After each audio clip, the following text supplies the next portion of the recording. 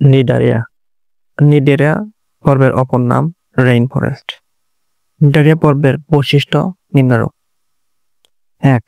এরা মাংসাশী প্রাণী। 2. এরা মুক্তজীবী প্রাণী। 3.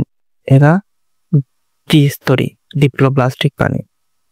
বাইরের স্তর এপিডার্মিস এবং ভিতরের স্তর গ্যাস্ট্রোডার্মিস।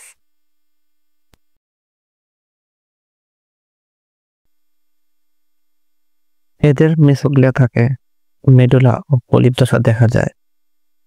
এদের মুকুলোৎকম ও দ্বিবিভাজন দেখা যায়। এদের সিলম থাকে না। হেমাটোসিস্ট ধারণকারী নিডোসাইট কোষ থাকে।